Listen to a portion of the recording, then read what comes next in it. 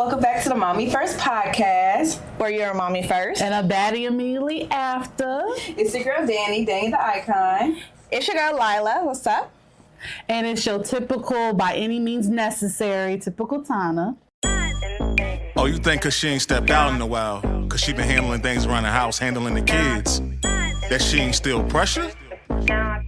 Oh yeah? Alright, y'all. How y'all feeling? We back? How y'all feeling? Yeah. I need more energy. Like- Guys, again, how y'all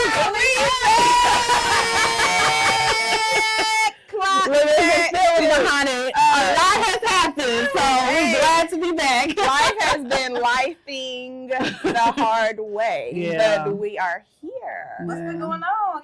Give the people some updates. We We have here. an update. We here. Unfortunately, Hey, I don't even know wanna where to fill start the with mood updates. how my life has been going, but you know. How's y'all's last week been? How's motherhood been for y'all since we last tuned in and talked to the people? Motherhood has been good and rough. Mm-hmm. Yeah. Just because It's a roller coaster. right, like- personally, just because of what I've been going through this Mhm. year, it's been kind of rough. Just kind of, trying to go through that transition that we're in. But other than that, it's been pretty good.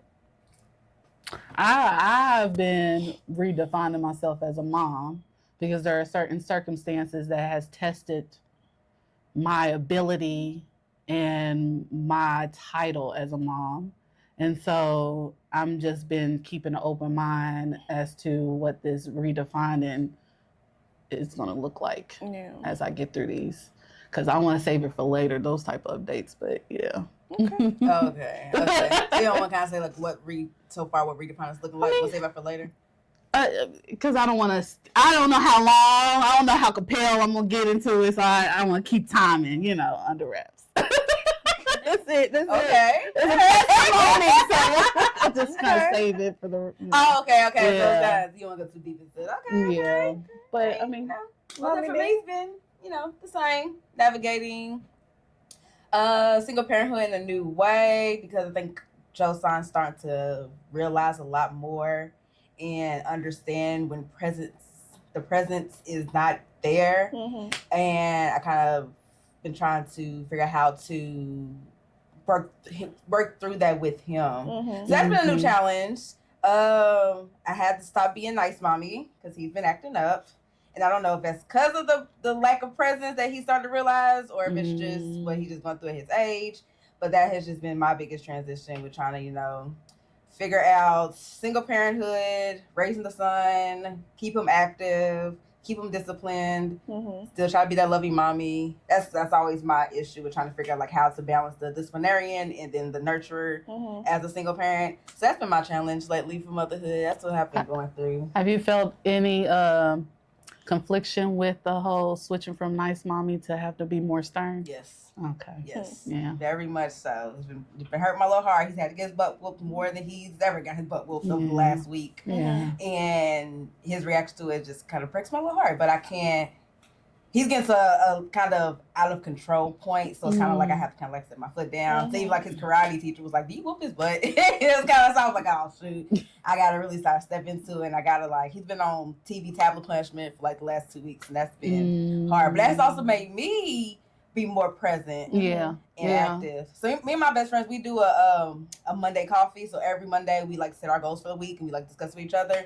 So one of mine was to spend undivided time with him every day after work. That's what I mean. And my redefinement is the Yeah. same. Yeah. So I've been doing really good with that. And I haven't been letting him eat in his little playroom. He has a little table, or whatever, but he's been having to eat at the kitchen table. I've been sitting there with him because he don't like sitting alone. So I've had to force myself to get off my phone, go and sit with him, even if I'm not eating, to still talk to him, and we'll play. We've done Legos, we've done puzzles. He's getting really good at puzzles, but I love puzzles. So trying to spend that time with him has been my focus. So that has been my biggest transition when what I've been focused on when we took our break was kind of trying to really dive into being a mom, being a single mom with my son. Yeah. That's what I've been going through. Yeah. Okay. But that's it. But we back. We so are gonna back. Get into these topics. Yeah. So we can start with the motherhood topic. So, Adriana Smith. I'm sure that name is ringing bells for a lot of people. She was a mom in Georgia. She was pregnant with her second child. Mm-hmm. She ended up going to the hospital earlier this year for some really bad headaches she started having. They kind of just sent home with medicine. They didn't do no CT scan. They didn't keep her overnight just to see. And, head injuries or head, situations are very crucial. Right. So she went home. When she woke up, her child's father said she was gasping for breath. Took her to the hospital. She eventually ended up brain dead. And her family wanted to take her off of life support. But because of Georgia's anti-abortion laws, ever since Roe v. Wade got overturned, they couldn't give the family that right to take off life support because they have to prioritize life of the fetus. So she basically started being an incubator for the child. Brain dead, family wants to grieve, family wants to let her go to rest. So you don't know what somebody's going through when they're on life support. She could be in a whole lot of pain. Exactly. And they just wanted to just give her that peace, but they couldn't. So they had to keep her on life support. She just had the, not she just had the baby. Right. The baby was just removed from her body last week at like 2 pounds. Is in the NICU. Is undoubtedly going to have a whole lot of health issues, complications. And it's just a crazy situation, and it has sparked just a lot of debate. So I kind of wanted to get y'all thought about it, that situation in general. And I want to pose the question, if y'all were ever in a situation where it was life-threatening for you and your baby, would you want your family to save you or to save your baby? It's a lot. It's a very heavy topic, but I think it's necessary to definitely talk about it. So I'm going to take a different spin because I have a daughter and she's old enough to understand certain concepts. So I'm pretty transparent with her. And when I knew that this topic was starting to be more discussed, I asked Emery if she was in a scenario where me as the mom see that she is on life support and pregnant. Who would you want me to save? She said herself. Obviously, when you don't have kids at first, that might be the first thing. But for her, when I followed up with why, she said she wouldn't want her child to be without a mom. Exactly.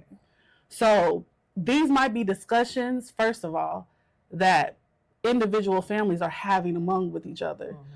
So I think it's really important that the family has a right to their loved ones, decision making when they're unable to make that decision, because y'all don't know what kind of conversations they're having behind door and what kind of advocating for their loved one. So I'm torn with that as, a citizen in this country, but as well as a healthcare worker, because there's certain rights that you just follow when it comes to making decisions like that. But then as a mom, of course, if there was, the thought of, I knew I was having this child, I wanted to have this child, moving forward, this happens to me, yes, I want my child to be saved before I am, because I gave up on myself a long time ago. It's all about my kids. So I can understand from both angles how difficult of a choice that is, whether to save a child's life, save the mother's life. But I don't feel like a state should be involved in that type of decision making, or other people who are not among that family. I think it's the right of that person and their loved ones. So that's a little bit of introduction how I feel about that aspect. Yes. What would you want your family to do if it was you? Save. Actually, I would have to think a little further, because I know for me right now, currently, I don't want any kids. So if I just had an accident for whatever reason, ended up pregnant, save me, because I already know the struggles that me and my kids are going through while I'm breathing. And the simple fact of the matter is I'm poor. God damn it, that makes a difference. That makes a fucking difference in the quality of life. So I don't, from a heart-to-heart type of thing, I feel for the baby. You know, I would potentially want to see another person succeed in this life, but we do not have much control over the results of what a person's going to go through. So I have to pay attention, me personally, currently, on what my circumstances are. And right now, with my 2 kids, I want to be able to have that attention towards those 2 kids, because if you bring another mouth into the situation, it's divided, and your resources are spreading more thin, and you're in a country that really don't give a fuck about supporting you when your resources are thin. They don't give a fuck about this community. They don't give a fuck. They're worried about their own guilt. They're worried about their own whatever play into this shit. Like, I don't feel like it's from an authentic space. Yeah. And I don't feel like they're listening to the people who have to deal with these choices. Yeah. So, okay. I always used to be, do you want to go? I always used to say, because the right thing to say is save the baby, save my child. So for years, why is that the right thing? Because this isn't like a new discussion. Like people have had this discussion for years. So I always like, oh, of course you will save yourself. Oh my God. But like me, where I am now as a mom, I think even if I didn't have my son, my perspective has changed now, because with my son, if it does happen, I want you to save me because I want my son to be without me. And then same scenario with the second baby, or if it was my first baby, would I want this baby raised by their mom? So granted, of course, the child deserves life, especially if I was so excited and wanted the baby and was ready for the baby to come to this world and see how they grow. I wouldn't want them to have to live without me, or my other son to live without me. So it's kind of like, would that be like grass is greener? Like, okay, you saved my baby. This baby can live a full life, but what's a full life without a parent? Especially a mom. And I am kind of gonna go a little further with that.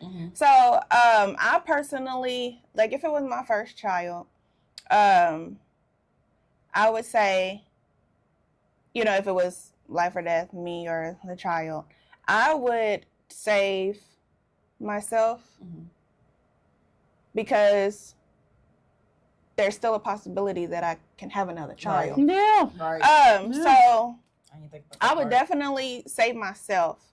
And then, of course, when you factor in already having a child or having children, again, you don't want them to have to live without a parent. Like, it's already, like you said, hard enough, you know, in this world. And then so living without a parent or parents is even harder. I'm learning that through experience currently.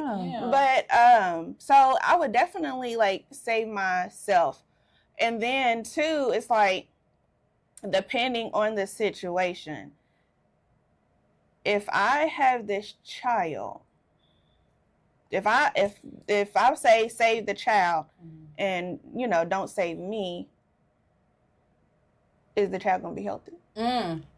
Exactly. What comes with saving the child versus the parent? What comes with that? So I understand, like, it may have been different because she was brain dead. So there was no hope, you know, period. So I guess, you know, and since it is a, you know, abortion thing with the state, they had to save the baby. But who's to say, like, even with her being a mom, even though she's brain dead and then like the family comes in and they have to decide, maybe they would have just been like, okay, well, take them both. Like, it's okay. I think they were coming to terms with that. Right. Because that was 4 months of them seeing their loved one in that bed. First of all, the fact of the matter, when your loved one may be in critical care, you know, illness or unconscious, the fact that you can't speak to them is hard enough. But they were seeing her body decay.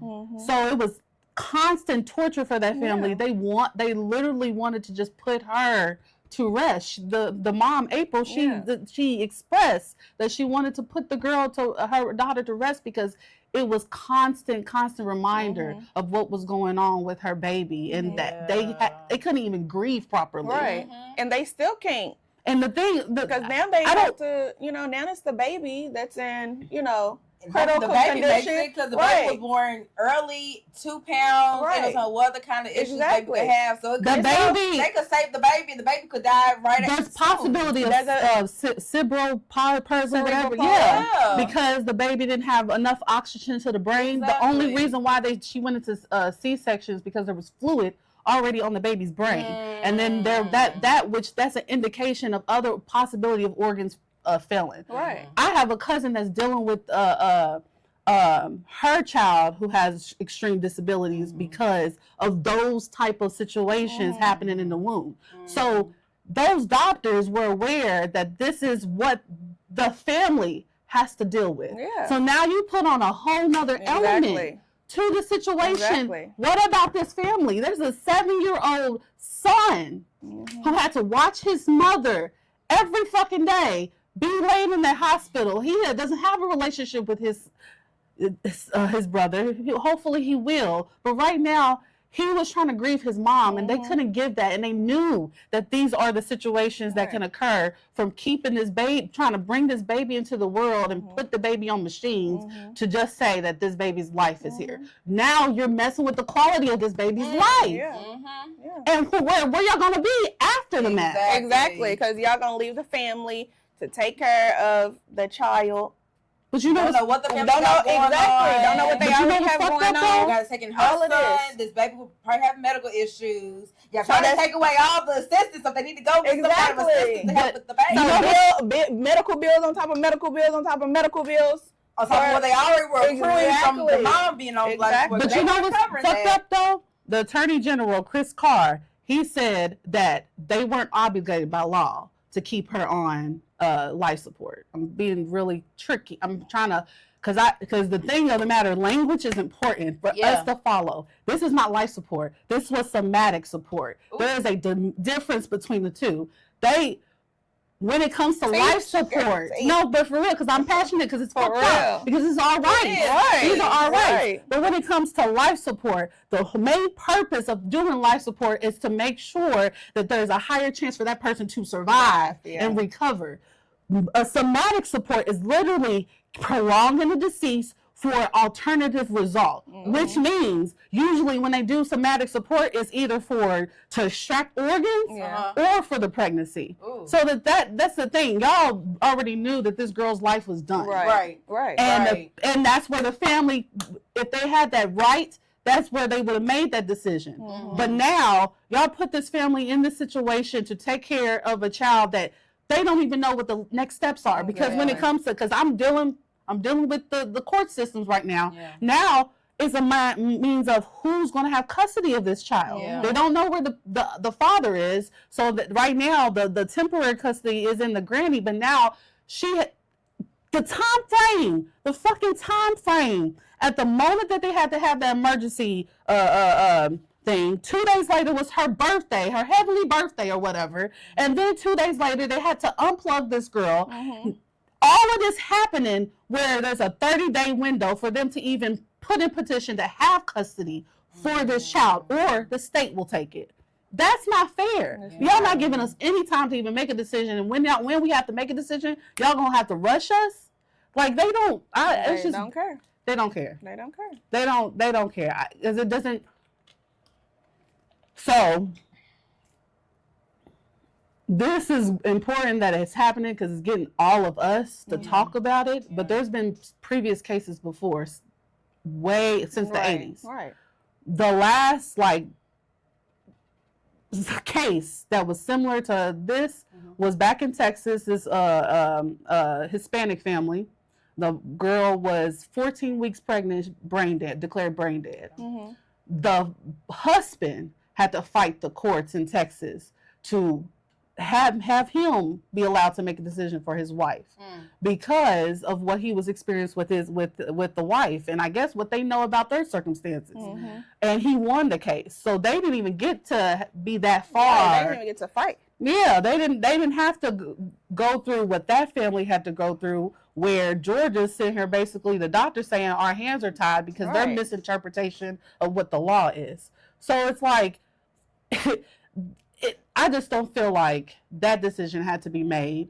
And then you got all of these legal circumstances happening because now the hospital saying one thing, the law saying another, and then the family has to deal with all of it. At the end of the day, like this is just fucked up to me. This is just fucked up. This is fucked up, y'all. It got my wheels turning so what was the misinterpretation? So what does the law say? Because we kind of know how the hospital read the law. Mm-hmm. I know you said that the Attorney General said they weren't obligated to keep her on. So what does the law say? So the Georgia's Life Act is basically they recognize the fetal as a person when there's a heartbeat, which is at 6 weeks. Yeah, okay. I've heard that. In the case if a person is actively trying to terminate the child, that's when the child's rights take over. But they weren't actively trying to terminate the child. She ended up dying. Right. And that's a whole nother situation. That's why he's covering his ass, which he should. He's covering his ass for the state of Georgia to be like, hey, this law is not saying for you doctors to have to keep a dead person, alive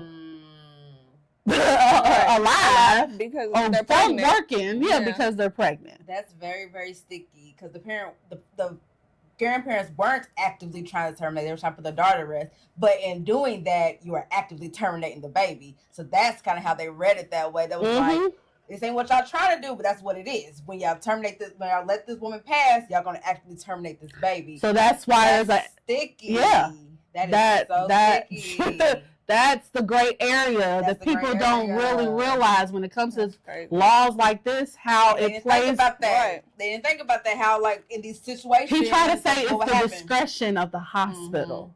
So they're basically trying to relinquish their responsibility over this decision and put it on the hospital. Because how they read, they weren't wrong, but it's what they feeling. What they weren't trying to do that. Right. They weren't trying. If the mom would have been healthy, the baby would have been here. Right. Nobody was going to try to actively get rid of that child. But that's what it said. They are saying they're actively terminating. That's so messed up. That is so sticky. So would it have been different if they would have never said that she was pregnant?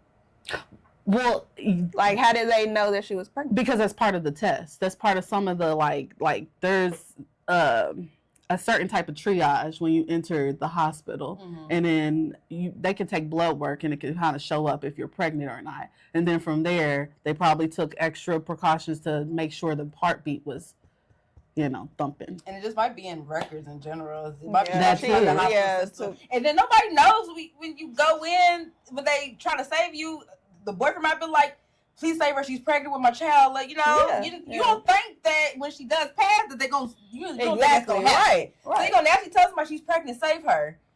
And then, but then when this happens, you said she was pregnant, so, this we got to do. And I was trying to figure out the date. Because they always had the date, February 19th is when she was declared brain dead. But they don't talk about the series that she had to go, because there's another layer to it as her being a black fucking woman going to get I know, they don't ever take us serious. So what's going on. I was trying to figure out how, what was that time frame? How long was she in the hospital as far as being declared dead? How long was she in the hospital? Right. Because for them not to have an advance directive and all of that type of technicalities, it's kind of like you can tell they're hiding that information, because that people are going to look into that, because that means you had some type of time to talk to the family or talk to the girl before she became, unable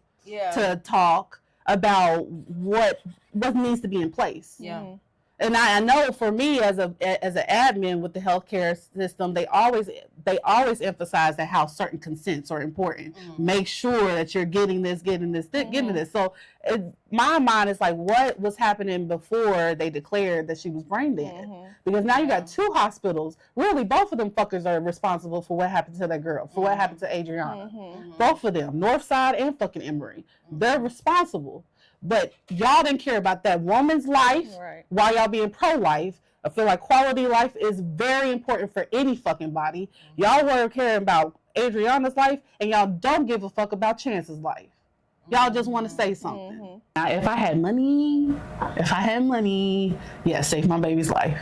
Save my baby's life. Okay. So, take care of all 3 of my children, or I'm gonna haunt you, and save my baby's life. I trust the people that support my kids now. But since I don't have any money, I'm gonna have to terminate the baby. How do you think that would impact your kids if they did save your baby and not you? With having money, but with the kids not having, especially this new baby, never get to hear your voice, see your smile, feel your energy. What are they gonna miss? But you're talking about all of the kids all together, right? All the kids all together, but especially like the new, because even though, guys talked to previously, he never met his mom either. She died when he was a baby, but he still misses it. Like, he still misses having a mom. He still misses, he'll see pictures. I wish I would have heard her laugh. I wish I would have seen her smile. I hear stories. I wish I would have experienced that. So even if the baby doesn't know what they missed, the family's going to tell stories. They're going to share videos and pictures and things. And they're like, dang, I missed out on that. I never got to experience that. Yeah. Emery and Ari will tell, all these stories about how great you were when they were growing up. Like, dang, I didn't get to have mom in my soccer games. Or I didn't get to have mom doing TikToks with me. Like, dang, like kids, they still miss that. And I've come to learn that from talking to the guy that even when you never have experienced it, you miss it. You always have that hole in your heart that's missing. Yeah. Like, no matter how many stepmoms, mother figures, sisters, cousins, aunties come in to help out, it's not the same as having your mom. Because it is affecting your mental health for sure. Yeah. It is another topic to look at any point of losing somebody. Yeah. I would hope that at least with Emery being the oldest, if I was in a situation now like that, that she would kind of resume a role to protect the mental health of her siblings and to support that if they need that therapy or if they need that shoulder to cry on or to even ask the questions, that space is there. Because either which situation is going to have some type of damaging effect on the loved ones. And I just hope that if my decision was to take my life and give my unborn child a chance, that their life is, good. I don't know how quick it can switch, but I know that with my circumstances being hard because of the fact of money, that I know that it's just another cushion for them to explore stuff like their mental health and things like that. But I know that's really good to think about, because those are the decisions that we all should be considering when we have these private conversations. Yeah. Like, to know if your family members are mentally solid to even take on this child, and what they might feel or want to know about. It's important. That's good. Yeah. Did that make y'all want to have those conversations with y'all family? Because I never thought to actually have the conversation. Because you go into I'm going to come back out. But there's a chance you might not come out of childbirth. Right. It's made me want to have those conversations now. So that they know what to do. For me, yes. Yeah. If I'm unable to make a decision myself, if it's happened to me, this is what I would do. Yeah, for sure. Do y'all think that this happening is going to change anything? You think it's going to get the lawmakers thinking, moving? Things are not going to change until we change. Probably not, yeah. Okay. So the lawmakers, they going to keep doing what the fuck they doing. It's really up to us. If we care that much to pay attention to the details like that, and we start being more active the best way we can be, things won't change. And advocating for ourselves. Mm-hmm. What can we do to make those changes? Like, what steps can we take? Continue to advocate for yourself. If she went to the hospital saying that she had headaches and they was like, oh, we're going to send you with some medicine. No, you're not.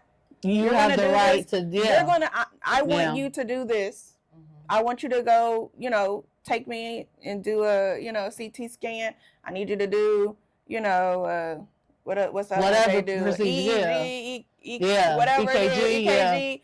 I need to do everything, MRI. I need to do everything, run every test, you know, so that I can know for sure, okay, it's not this, you know, it's not this. They didn't find anything here.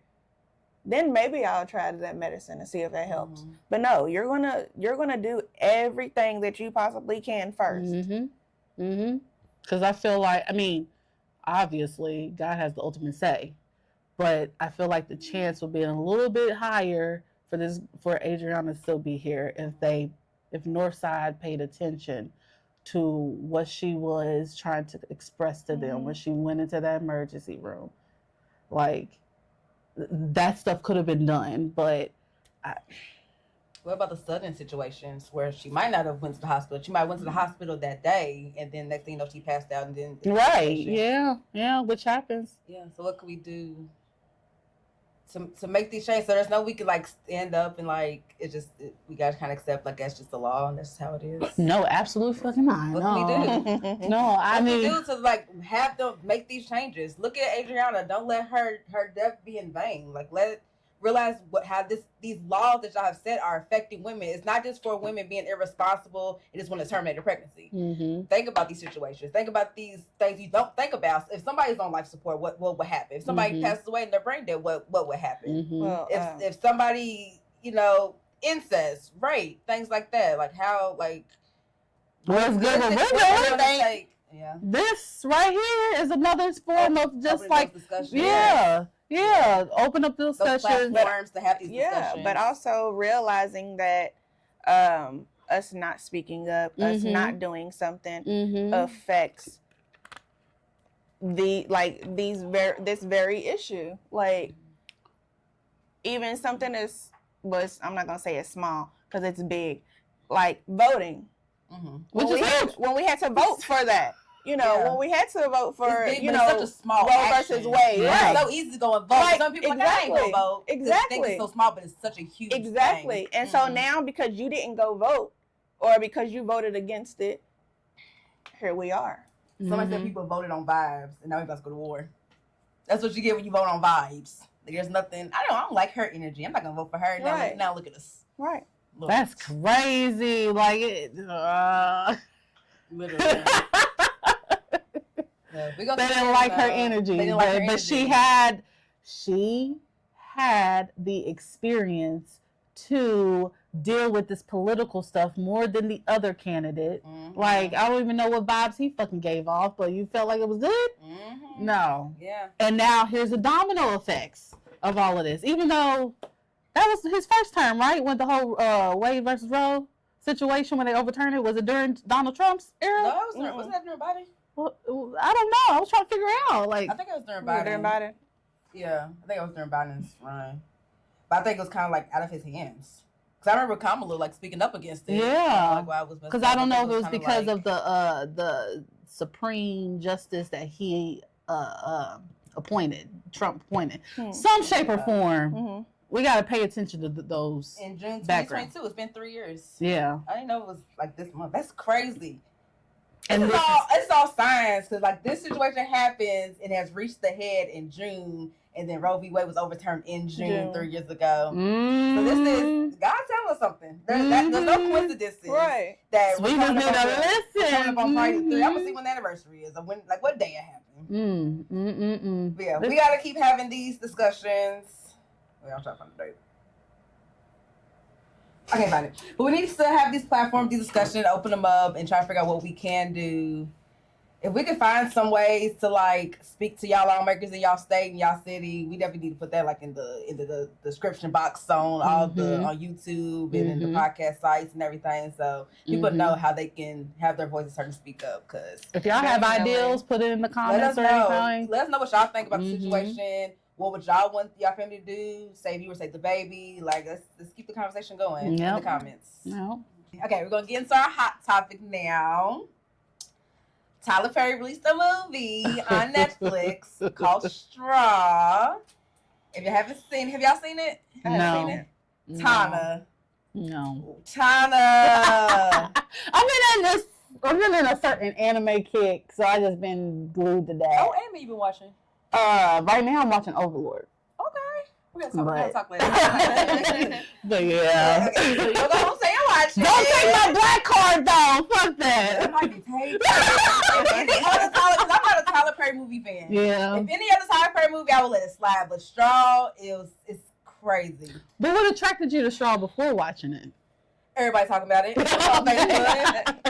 Because no other Tyler Perry movie I've seen, he has like a few-year deal with like a few film deal with Netflix. I ain't watched the Mia Culpa. I ain't watched the Beauty What about Black. Divorce in Black? I ain't watched Divorce in Black, whatever it's called. I ain't watched. There was another one. I ain't watched none of that. I'm not a Tyler Perry fan. I've seen all of them. I love everybody. Okay, I like the plays, not the movies. But everybody talking about Straw. I was like, okay, I gotta. Yeah. When people say they were crying. Yeah. And it's about like a single mom. I said, okay, it's up my alley. Yeah. I'm about to go watch that. Yeah. I actually recorded a YouTube video of me reacting, so I need to edit it and post it. But and then Tyler Perry was like, "This is not like any other movie." Yeah, I did see that. And it's not. Surprisingly, I can see a lot of people say that too. That it's not like his movie. You know, he had those typical stereotypes about his movies. It wasn't none of that. Tell me about it. Oh my God. Okay, so the general overview of it is. Taraji P. Henson is playing a woman named Janaya, which I didn't like. She didn't like Janaya to me, but whatever. But she is a single mom. She has a daughter. How was her daughter? Do you remember? She was older, like 7. Yeah. Who has like health issues. And just like goes through her day of just a series of unfortunate events, like at her job. She works like at a supermarket. She's struggling to make ends meet. She works 2 jobs. She works. What was the second job? I never got what the second job was. They said she worked 2 jobs. Yeah, she said she worked 2 jobs. I don't remember what the other one was. She works 2 jobs, can't make ends meet, and she's trying to survive with her daughter. And I would say it might be spoiler alert. So if you haven't watched it, you might want to pause right here and then come back and listen to this again. But basically, so many things happened. Her daughter needed $40 for her lunch, and she was getting picked on because the teacher was calling out from the class saying, "You keep eating the special lunch. I need my $40." Basically, so she got $40. Yeah, girl, pissed me off. Like she just messed up. So she goes to work, but her daughter has health issues. So at some point she like fell and like bruised up or whatever. So the school calls, it's like there's something going on with her. They know there's bruises on her. And she's like, well, she has seizures. She fell when she was in the tub. She got bruised up. But there's like no, they're thinking she's abusing her child, like CPS. So they're like, you need to get down to the school. She's like, I can't leave my job. I was already late. My boss is like, I'm on my last warning. Boss was an asshole. I can't look at it the right way because he is the colonel from a different world. And I loved him. He's now the character where it's like, he's gonna be always effing with me, like, and that's what makes to me. They played it well. They said Tyler Perry will make you hate us. I and they saw all the men in his movies that now hate him in real life. For real. So she had to leave, get her daughter. Came back. People was rude on the job, like saying that she's taking too long. You know how people be. People trying to use their wig on stuff they can't use. Yeah, it's first of the month. It's the first of the month. It's like a lot going on, and nobody's like really understand like what she's going through. It makes you really think about like what people are going through. Yeah. Like, how you interact with people. Yeah. So go to school. The CPS takes her daughter, so she's going back to work. She gets like an accident on the way there, and he ends up being a cop, and he's trying to make her life hell. They take her car, so she has to watch. She's getting evicted because she's late on rent. It's like so much stuff on this one day is going wrong. She goes to work, ends up getting fired. Because she took so long to come back. Because she didn't have a car. It was raining. She had to get back home to get some stuff. He wouldn't give her check. So she couldn't pay her rent. She's like, I just want my check. Right. She couldn't pay her rent. She couldn't give her daughter the $40. That's all she wanted to do. And they wouldn't do And that? they wouldn't give it to her because he was a jerk. He's like, oh, you know, when you get fired, it has to come in the mail. But he had the check. He was just being an asshole. So, other stuff happens. He ends up getting killed. She ends up offing him. It's a whole thing. It looks like a robbery kind of gone wrong. Yeah. It was like a robbery gone wrong. And he blamed her. He blamed her, said she set him up, and she just like, at the point, snapped. She tries to go to the bank. She gets her check. And you know what's crazy? All that money that was there, she didn't take nothing more than her check. She could have took all the money that was there, but she just wanted her check. $581. She just wanted her check to pay her rent and give her $40 for her How much it was. Oh, no. I would have been taking that other money. Girl, I know what I might just take all the money. Goes to the bank. She don't have her ID. The bank can't cash her check. Oh, it'd be those small things. It'd be those small things. And she still has the gun from the robbery, and she basically is like holding up the bank. Not intentionally. She just wants her $581.20 to cash her check. You know that number. Her money to get to pay her rent and give her $40 at school. So the whole like hostage situation with the bank. They think she has her daughter's science project. They think it's a bomb. It's just a whole lot going on to it. Teyana Taylor's a detective who's the only one's on her side that's like advocating for her. Yada yada yada. So gets to it. Should I spoil the end? I guess we gotta get to the point of spoiling the end, or should I leave it? I want to see how just leave it. Yeah, just leave it. Okay, yeah, that's already not relevant. But basically, the whole point of discussing it is the struggles single moms go through, and the struggle be real, and how people the struggle be exactly how that play out. We just choose different choices. Some people on her final straw. Some people do. She's on her final straw. She just snapped. Right. It was like so much fell through, and all she wanted was her check. And then from that moment, he would give her check. She was like, everything just snapped. Because if he had just given her check, it would have been smooth. Yeah, like she would have been able to go pay her rent. She would have been able to give her daughter the $40. She would have been able to come back to work, do her job, to the best of her ability. Yeah. So the character seemed like she's the type of character that she just mind her business. And it was even, what was crazy because Sinbad was also in the movie. He played like a homeless man. And he was like, he had made a statement. He's like, she's a nice girl. She's a great girl. And in her struggle, she made it a point to bless me in her struggle. She always gave him money because he was homeless in the wheelchair. She always gave him money, even if she didn't have it. But she didn't have it. So, you know what? She like always blessed him in her struggle. She had a coworker that advocated for her that was like, no, she's not. She's a good girl. Like, this is not her. She would never do that. Her coworker tried to give her money, and she was like, no, this is my situation. I don't want to take from you because you're already struggling. She had like a good heart. Right. She was very humble. Like you said, she didn't steal the money that she could have stole all the money that he had in there. All of it. And all she took was her check. She could have took all the money from the bank. She could have all the money from the bank. Even when she was like holding up the bank, she was like, they were trying to like give her all the money in the safe. She's like, why are you giving me this? I just want my $581. Correct. Like, that's all I want. I don't want all these stacks of money. Just give me my money to cash my check. Yeah. And that's all she wanted. And she was just trying her hardest just to be a good mom and help her daughter who had health issues. Yeah. And there was like a monologue. That's what got me. A lot of it, the whole movie. What points did you cry? Girl, the whole movie. I was together for majority of the movie, but I was feeling myself getting emotional for a lot of it. But there was just one monologue where she would just talk about like being a single mom and how like nobody helps until she gets to that point.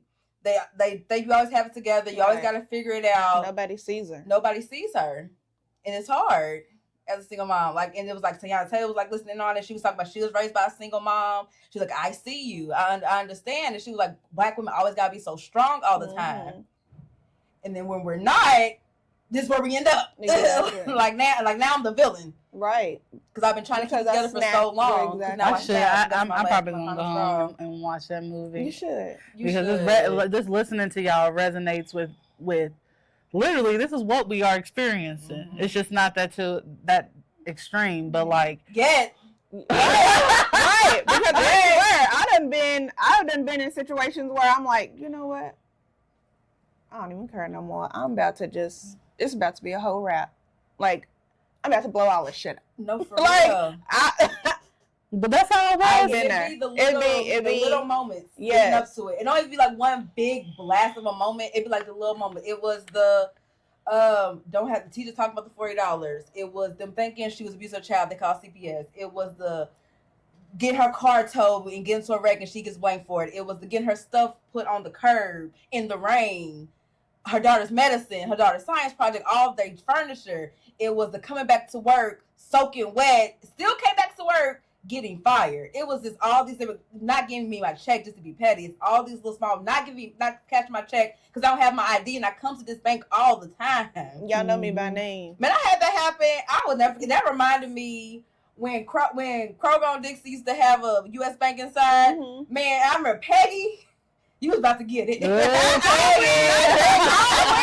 went to withdraw some money or something, and she asked for my ID. I'm like, Peggy, if I know your name. If I know your name, you know I come in here all the time. Like you have seen me. Honestly, you see a lot of people, but you know I'm a regular. Yeah, you know I'm a regular. I'm giving you, you know what I'm saying. She would just be doing the most to get my ID. I'm like, bro, you know I come here. Mm-hmm. But I'm like, it's okay. I had it, so I gave it to him. I'm like, that was kind of petty. Like you know, it's you know it's me. Right. You know what I'm saying? Right.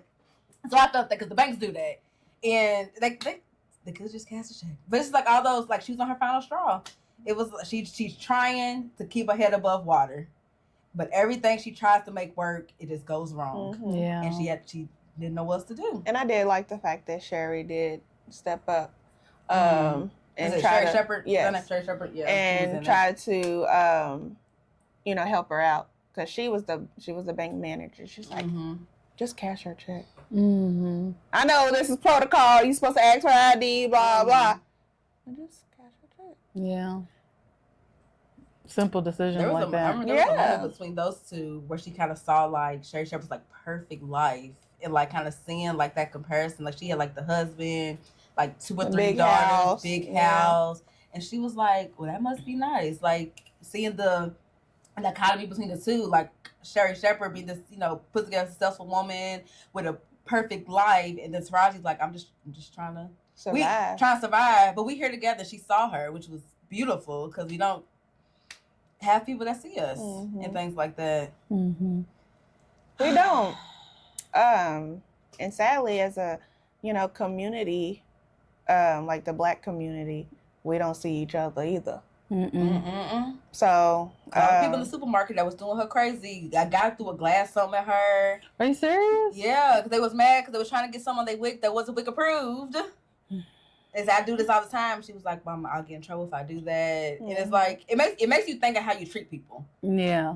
Because, you know what I'm saying? Just because you're having a bad day or something's going wrong with you, you don't mean you got to see the next person. Because you don't know exactly what that person got going on. That's one of my favorite, concept. It's called Sonder, where, everybody around you has their own, storyline. Has their own, individual, unique life that they're living. Yeah. And you don't realize the person you walk by could be on their final straw. Exactly. The person who you just passed driving could be on their way to the hospital to go lay their child to take the child's life support or something. And you just never know people go. So it makes you think twice before you, for that slight inconvenience, makes you think twice before you really snap on it or change your tone with it. Yeah. But people don't, and they definitely don't respect mothers in any state that they are. They definitely look at moms who's in a marriage or whatever better than the single moms. And then when it comes to the fact that literally everybody knows we are taking care of the next generation, literally, why is there not any type of consideration behind that? Because I'm pretty sure when she did start vocalizing my child, I'm just doing this for my child, what was the reaction of those other people who were hearing that? It sounds like they didn't even take it. They didn't switch up their treatment of her, did they? You'll have to see. You'll have to watch. You'll have to watch and see for yourself, ma'am. Yeah. But some people did. Some people did. Some people definitely did not. In real life, though, when people hear that y'all moms, do they take any of that in consideration, or do they still be like, "Oh"? Sometimes. You know what I feel a lot? I feel like people, being a single parent has become so normalized. It has. That people just expect you. Like my baby daddy has said it before. He was like, well, you're the mom, you're supposed to figure it out. Like, they think like, oh, my mom did it, or all these women before us did it, or women do it every day. They take care of their kids by themselves all the time. They pay the bills by themselves all the time. They can do everything. That they don't feel that empathy when we have those moments where we're struggling, we really need help, or we're like really like about to snap, like we're on our final straw. They just think like you have to figure it out. Right. It's your child. You have the baby. You know what I'm saying? You'll be all right. You will figure it out. You will do it every day. Right. Do it all the time. They figure it out. They got it. You get it too. And you just don't know. Like, yeah. I feel that a lot. I've heard a lot of people say, oh, well, you know, what was your decision, you know, to get pregnant? You picked the wrong guy to have children with. That's why you're single, you know, blah, blah. And I'm like, that's not even my reality, honestly. Yeah. Because like there's people who are in marriages and end up single, you know, single moms. So what? As long as she was, you know, in that marriage and unhappy, it's cool. But now because she's single, it's her fault. Yeah. Yeah. Or they think we're all trying to like get over. Like even her boss thought she was like trying to finesse, like leave out for something that wasn't like important. He was like, you just came in late. You want to leave? Nah, you ain't gonna get me on that. It's like, no, I really have to leave. Go get my child. Like they don't take it serious. They think like we're finessing or we're lying about what we have going on, what we're going through. And it's like, I don't always feel seen or heard as a black single mom. I even think a lot of times some white single moms get treated or looked at differently. I do too. I've seen situations where it'll be like somebody will ask, they'll see like a white woman with her kids, and they're like, well, where's your husband or whatever, but they see a black mom with her kids that was like, they know she don't have a husband. Right. Like, well, where's your baby daddy at? Like, where's the dad? Like, they don't really see it as like a mom alone because her husband's somewhere else. They see black women as like, oh, that's a single mom. Yeah. She's struggling. She's on welfare. She's on food stamps. She on this and that. Yeah. So it's like a white woman that's a single mom, or a white woman that's with her kids. It's like, where's your husband? What happened? Did your husband pass away? Did y'all get divorced? Like, all these situations, they're just assuming that like it'll be the same situation. The sympathy and empathy is there for those white women for sure, and then for us, I mean, they look at us like cattle. They do, and they expect us to be strong. They expect us to always figure it out, and we get tired of being strong. I feel like she said that in the movie, like she's tired of being strong all the time. She's tired of trying to figure it out. Yeah. Oh, I remember the older lady said, she was like, it's so expensive to be poor. It is expensive. She said it's so expensive to be poor. It and is. I swear it is. I said about them my coworkers. Like, man, when I got my raise, I was so happy. Cut off all my stuff. Cut off my 3 C's. Cut off my food stamps. And I've been struggling. I was more stable before I got a raise. And it's like, dang, it costs so much. You think about daycare, how much daycare costs, how much food costs nowadays, how much gas costs, how it's about to cost because I ran oil. Like all these things that factor in, and don't let you be doing it by yourself. Yeah, it's crazy. It's stuff out here. It is. What we gotta do? How we keep our head above water? Like, how do we? Because we don't want to rely on government to help us. We don't. Which, you know, Trump gonna cut that off anyway. Right. But you can't do it. We can't rely on them to help us. But it's like we are literally sinking daily. Every day's a struggle.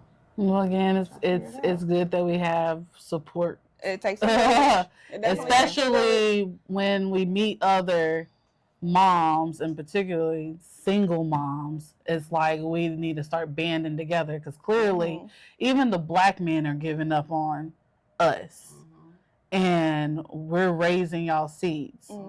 So yeah, we want to support the black men because we want to have our community together, but the division needs to stop somewhere. Yeah. So us as black women, we need to stop being divided, because I mean, we know how important our voice is, but we're just trying to fight through the noise of everything. I just think it's good that we are starting to pour more into having supports pop up more often.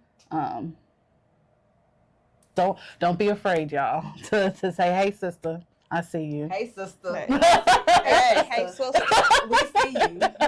I love that. Yeah. I kind of hope, like the same thing I said about the Adriana Smith, I hope that this movie sparks those discussions in households, in studies, in groups. That's what I want to talk about. Like, I want to get the people talking, discussion. But having like a support system, it gets tricky. I feel like my support system doesn't take me serious all the time when I'm struggling with things like that, where I'm like, I can't figure it out over and over again. It's like, well, that's your child. You got to figure it out. What would you do if you didn't have me? And Exactly. it's kind of like, yeah, but I have you. That's definitely big in the Black community. Definitely huge. Because like there's been white families like their children stay in the house till they 1,000. Yeah. Black families, okay, you 18, you grown, okay, you need to go out, you need to, figure it out on your own. And then, you can utilize your support system, but only for a certain amount of time. Or, it just depends on your support system and how they feeling that day. So, pretty much. like, they might not want to help you today. Or they may feel like, because you need me so much, you trying to take advantage. Yeah. And I'm like, it's not, no. I'm not trying to take advantage, and I don't want you to feel like I'm trying to take advantage. I'm saying I need help. These are the cards I was dealt with. I can admit that, yeah, I had this child. Yes, I do have to do everything that I can do for my child, but I'm being able to be vulnerable enough to come to you and say, I need help. So then when I'm doing that, I'm asking you for help and you are rejecting, There's a lot rejecting me. of people saying that. Yeah. People don't care until you What do you do? that breaking point. Yeah. Until it's too late. Yeah. So you kill your boss and you rob the bank. Right. Then people start listening and they start caring. But by then you the villain. They try to get you to jail. They don't even care to really help you. They just like and then we kind of put blame on mothers that do snap or single parents that do snap, because there are single fathers out here, but single parents that do snap. Because the story that's based off is actually about a man. Right. Did you see that? Yeah. He was trying to get his money for his child, I think it was too. And that's crazy, because it's like there have been numerous parents, single parents, that have unalived their children because they just been so tired, so fed up, no help, Yeah. I don't feel like I will ever get to that point, like so fed up to where I would want to unalive my child. Yeah. I might take out somebody else, but not my child. I don't think it matters. I don't think it matters how, to what extreme, because I know that's part of my testimony as far as my absence here. I got to my last straw with my baby daddy. My form of crash out created such a fucking huge domino effect that's causing the most extreme stress in my life, that's affecting how I move as a parent, but how I have to like literally keep my insanity intact for the sake of my kids right now, both of my kids, including his. So it's like people don't care until either whether it's a crash out and they want to deem you insane, or whether you rob in a bank or whatever and they want to deem you dangerous or whatever the hell. They don't care to understand the backstory and try to help that person in the backstory. It's crazy to me. It is. We're not hurt until we're screaming and shouting and acting crazy. They don't, everybody knows the lead up. But when the boiling point, when it boils over, that's when everybody starts paying attention. Right. And they only pay attention to what it looks like, not the message. Point. They don't, what got you to that point. They don't care about what happened, like what got you to that point. They just like, oh, she's crazy, she's tripping. What's she got going on? It's like those little build-ups that took me there. There you go. Those little build-ups. Because I swear it be these small things that make the biggest impact. Yeah, no, for sure. It do. That's why I watched the movie. I was like, "Well, damn, she just can't win." Right. Like literally everything that could have went wrong that day went wrong. Like, you know how they can start supporting single moms? How can they support this podcast? Support this podcast. Follow these conversations. Right. Get to know us as moms, as far as us or other people part of the community. That's how you can show that you care about what we are experiencing and what we have to say. Right. Just listen to us. Be our allies. Yep. that's where we came from, though. We felt unheard. Mm-hmm. We didn't feel like there was a platform and there was somebody who was speaking for the moms, especially the moms who don't have the traditional thought of perfect motherhood. Right. What motherhood should look like, or who paints that rosy picture on social media when we be in the trenches 99.999% of the time. Yeah. So to be able to, for us to get here and like have these open discussions without judgment, if y'all judge us, it is what it is. We know we should still follow us. Show us that view. Still press that like you button. Can still leave your comment. Right. You know, engagement. That's what I'm gonna say. But at the end of the day, we come out here every day. Mm-hmm. Wake up, go to work, take care of our kids. Repeat. Wake up, go to work, take care of our kids. Might get an off day or two on the weekend, maybe. If that's not, we gotta run around for sports and all kind of other things. We barely get time to ourselves. We always going doing something. Mm-hmm. So touch your mom today. Hug her mom. Ask her how she's doing. Ask her if she needs help. Sometimes, like with Janaya, she didn't know how. She didn't know how to ask her. Because she was so used to doing it herself, and nobody ever asked how she was doing, if she needed help. Because sometimes we don't know how to go ask for help, because you'll think, you know what I'm saying, they were taking advantage. So be able to ask a mom how she's feeling today. Does she need help? Is anything you can do?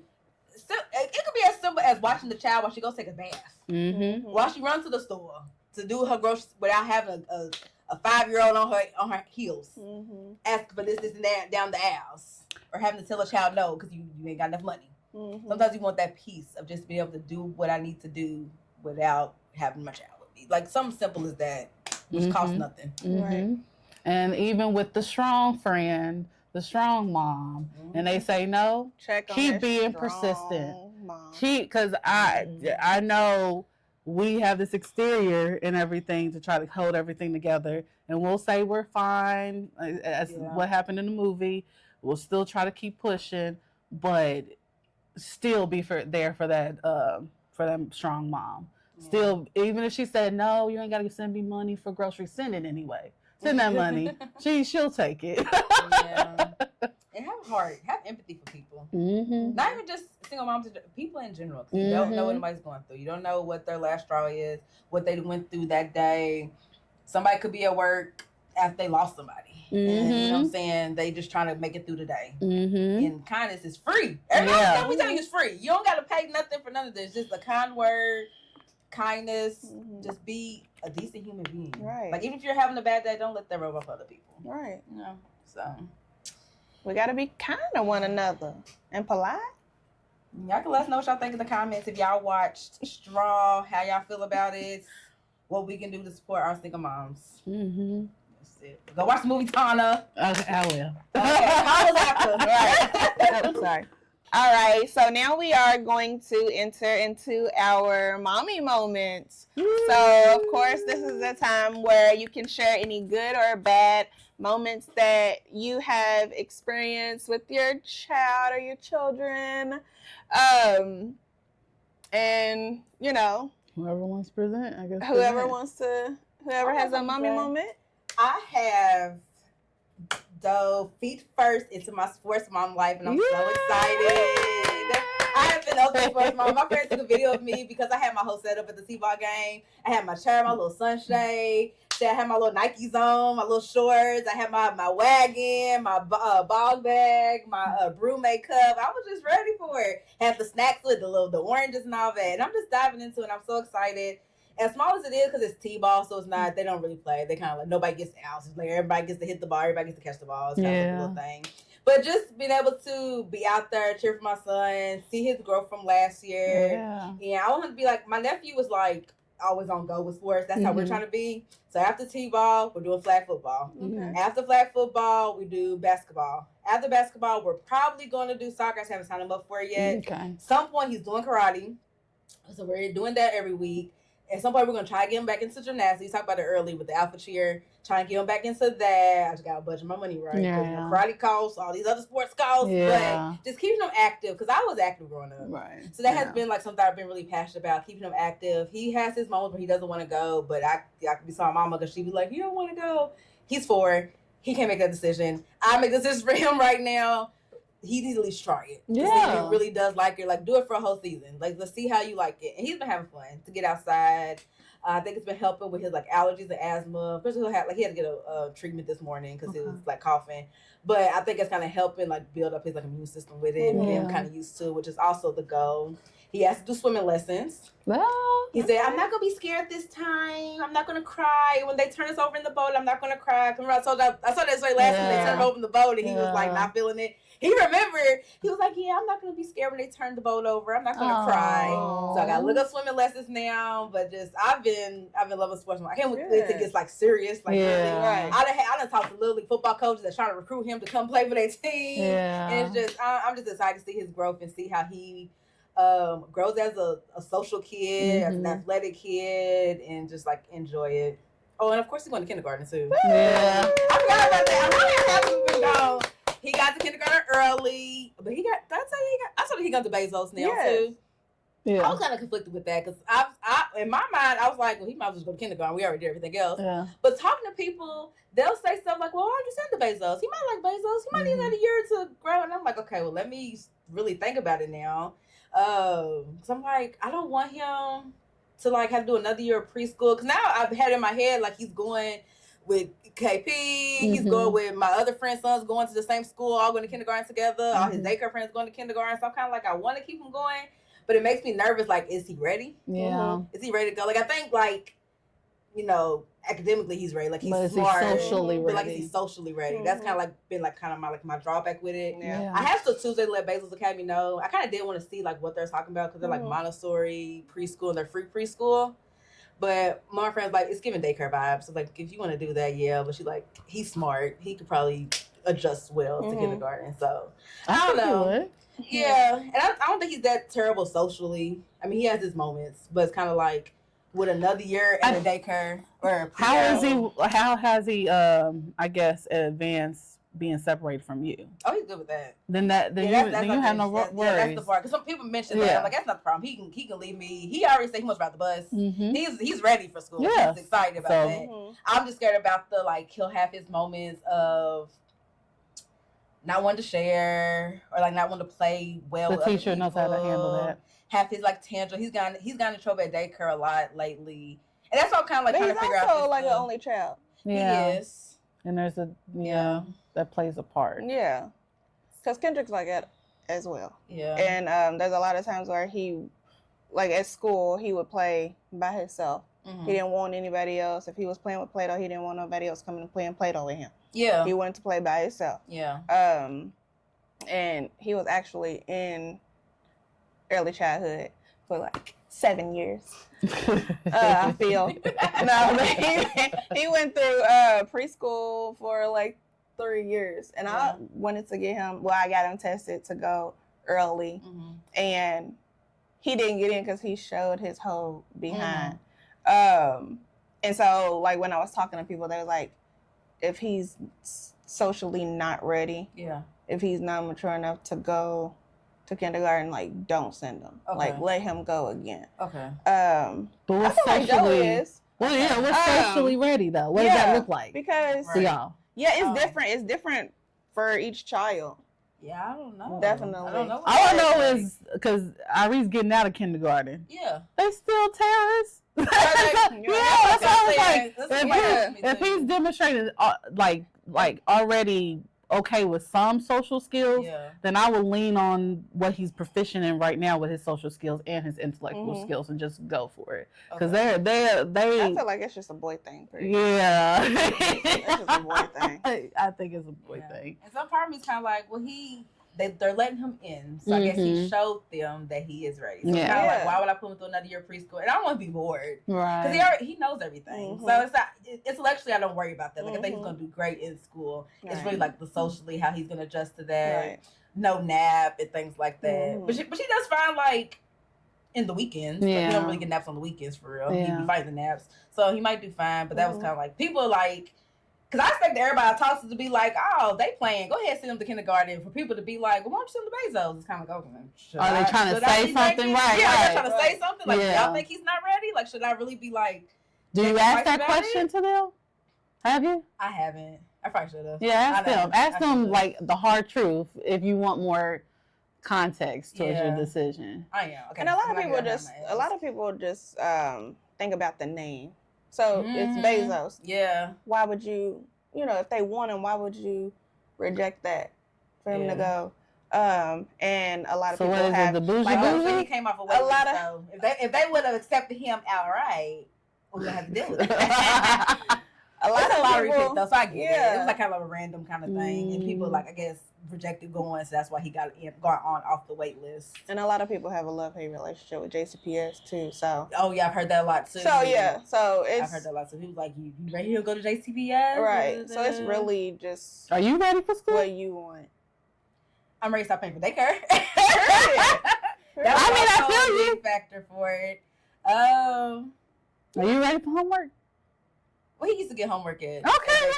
He had like a pre-K program, so he would get. I mean, it wasn't like every day, but he would get homework and stuff. We would do it at home. Okay. So yeah, I think I'm pretty much ready for it. I think he's ready for it. I just gotta make sure if he is riding the bus, all that works. But they don't know if they're gonna have a bus stop like right in front of the house. We might not do that. I don't know. So we're just trying to really figure it out. They probably won't. Yeah. When I told her, she told me the street, and it's like probably like 5 minutes away. Which I mean, it's not bad, but trying to coordinate somebody to actually go over there to get him, as opposed to him coming straight to the house and going in the house, kind of like kind of a thing. But benefit, my brother-in-law works at the high school next door, so if I need him to pick him up, sign up for CEP and pick him up afterwards, then that could work out. But yeah, I'm excited. I am ready. I'm ready. Yeah. I think he's ready. I hope he's in classes with his friends. Hope they're in the same kindergarten class. I tried to ask. She's like, no, you can't do that. I was like, okay. The teacher just like, no, he's just like a random. So, okay. Right. We're going to figure out that he's in class with KP and Cass, his other friends. So, we're going to see. That's my mommy moment. I know I went on kind of. Oh, no, you're right. It's a lot to catch up. It is a lot to catch up. Yeah, I've been loving it. I mean, mine's a lot of her mommy moments, so I can't really think which one to pick, but I'm going to just choose the most recent one, which was yesterday. So, Emery, her big age. So, in my head, I have to always tell myself it's okay when I don't know what to do. Because I'm learning a lot of new stuff dealing with a teenager for the first time. And especially a female. And so she was going through, her time of the month. And I could tell. So I was more so, offering my support towards her irritability and stuff. Because sometimes with my mood disorder, I don't know how to take other people's moods. But I asked her, do you want me to ignore your irritability but still interact with you, whatever? She's like, yeah, whatever. But then I could tell, like, when I was taking Irene to stay with my mom, she was in the car. She was critical about every little thing. And then she started freaking out about the Irene. She's like, we're going to die. And I haven't got to get married and have kids and become a man. And she was literally like having a meltdown. And I'm just like, it's going to be okay, baby. Oh my goodness. I don't know what to do. It's like, oh my God, is this the time where I have to use the right words? Yeah. Because I just, in my head, I knew everything was going to be okay. But you never know, like, because it was other stuff. I don't want to talk about it. It was other stuff she was like freaking out a little bit over. So I'm just like, okay, I could only do the best I can. It's gonna be all right, I promise you. That's all I tell her. Yeah. And kept it at that, but Yeah, sometimes that's all you can say. Yeah, sometimes I ain't got okay. nothing to say. I'm Right. just looking, but I try to rely on the fact that whatever support I can give, whether it's silent support or verbal support or whatever, I'm gonna try, but I don't have all the answers, so I'm figuring it out as it's happening.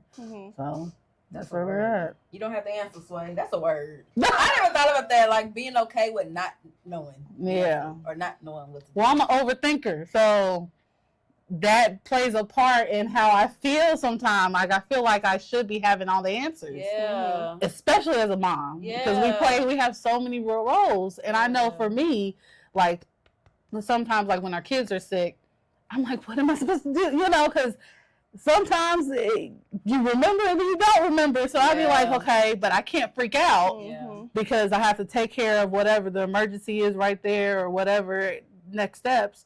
That always crosses my mind. And then sometimes, I can talk to my friends a certain type of way, but I feel like I have to enter it or approach it differently with the kids for them to even follow. So I'm like, I don't even know how to pour into my children sometimes when I really want to pour into them because clearly they're having a moment.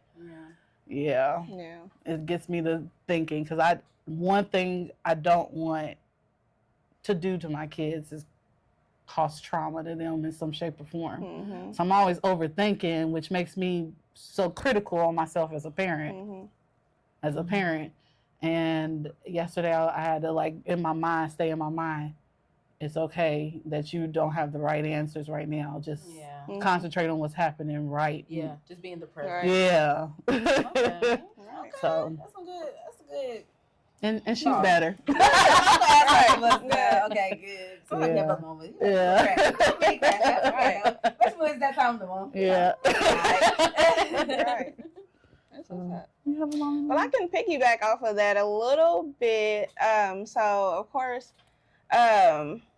Kendrick lost his Mimi. I lost my mom. And so not knowing what to say, to help him through his grieving process in the midst of my grief. His father and I got him a therapist. Okay. So he's been able to see, a therapist because it's like, you asked me and look, I don't know what to say. Yeah. So our best approach was, well, let's go to somebody that does know what to say. Because I ain't got it for you. Yeah. I'm sorry. I'm trying to be, as present as I can in this, in this transition and stuff like that. So, and I'm like, and it's, it's hard for me, of course. But, we definitely got him, a therapist. And at first it was funny because she would ask him questions and he would whisper to my ear, like, tell her what I said. Oh, that's cute. Okay. I'll be your spokeswoman. Yeah. That's cute though. That is cute. But he's been enjoying it so far. He's opening up more and more each session. Okay. So I think that's really good for him. And I also feel like it'll help him in his transition to kindergarten. Yeah.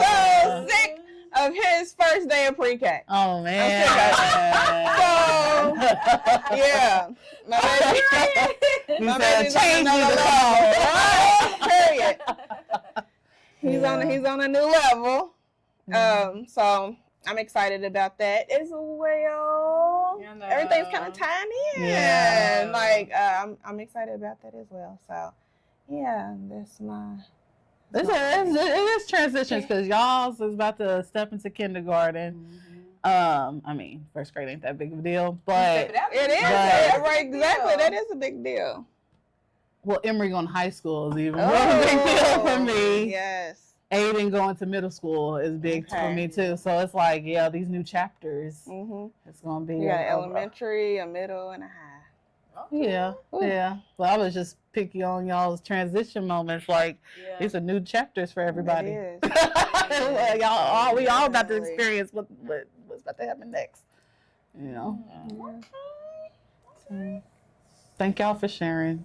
Thank you for Thank sharing. Because y'all connection was really good with the being okay with not knowing what to do, and when you're okay with not knowing what to do, going to find somebody that does know what to do. Mm-hmm. That's important. So I'm glad y'all shared that, because that's a really big message that I didn't even think about. I do need to be okay with not having the answers, and I need to be okay with seeking out the answers, even if it's not coming from me.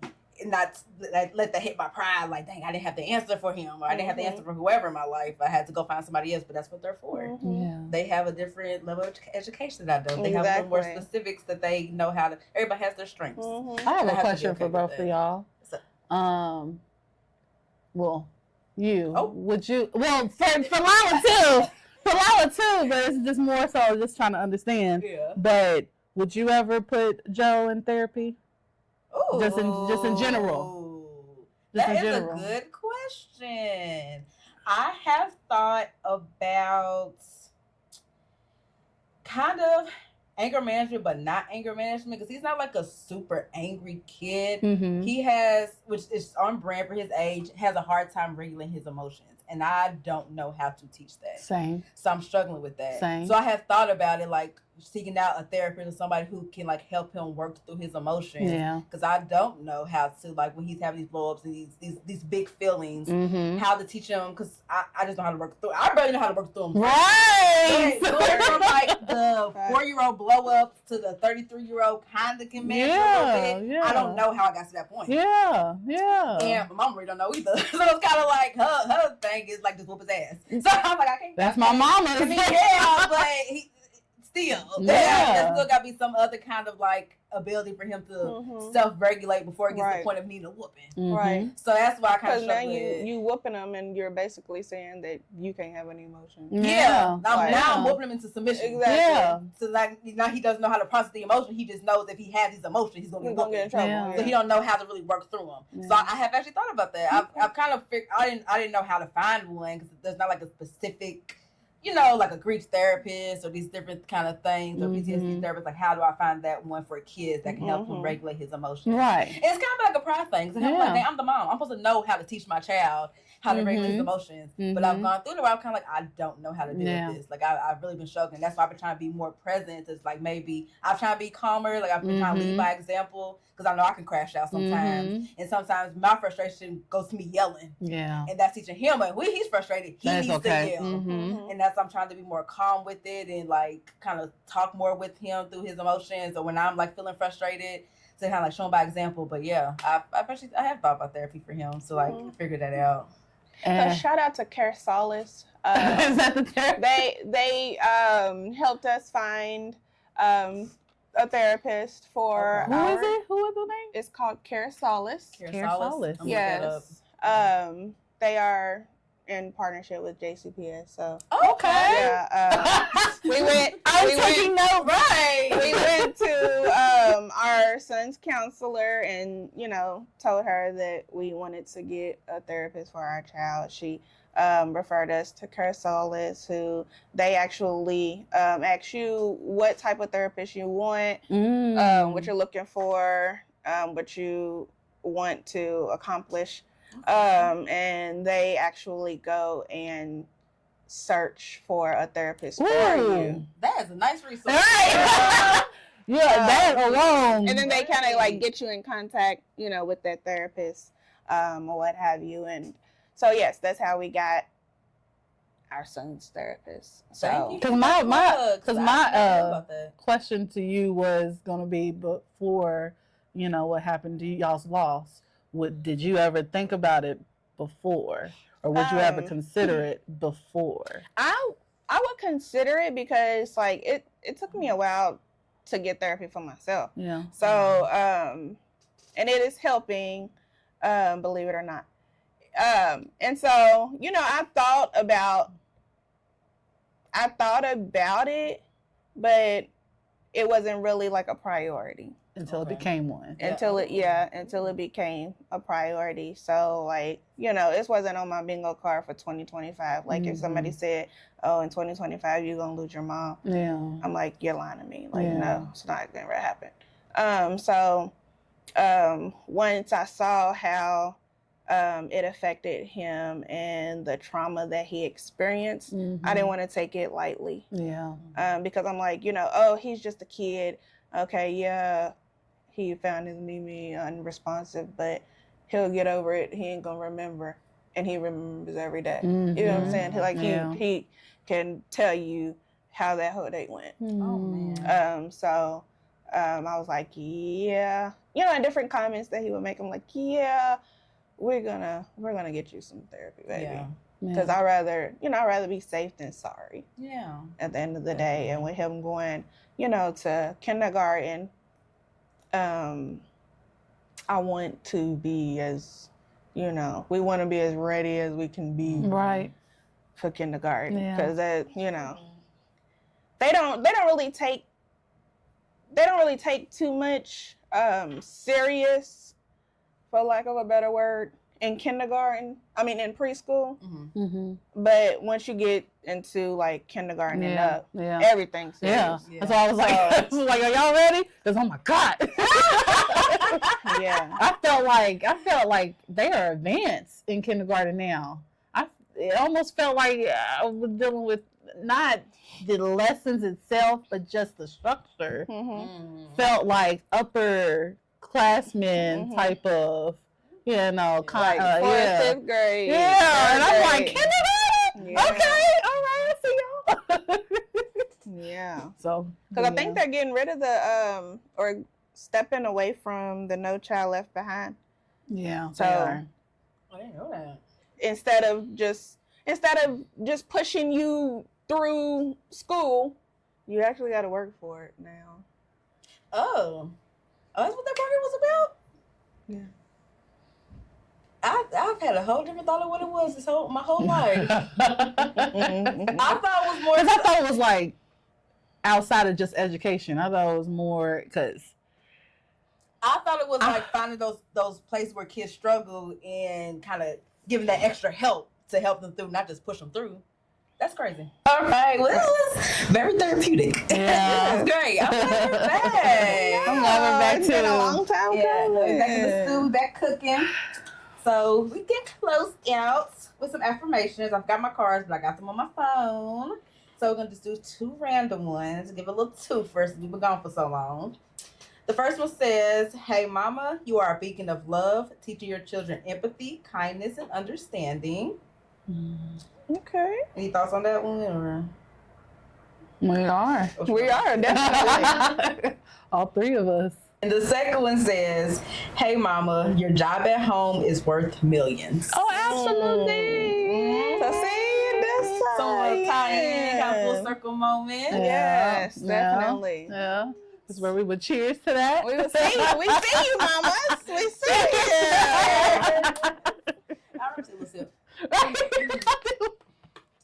All right, with that, we're closing out our comeback episode. So thank y'all so much for tuning in to the Mommy First podcast. Where you're a mommy first. And a baddie immediately after. HBIC, don't you ever forget. She's still fine, she's still bad, she's still her, and you mad, she's still fine,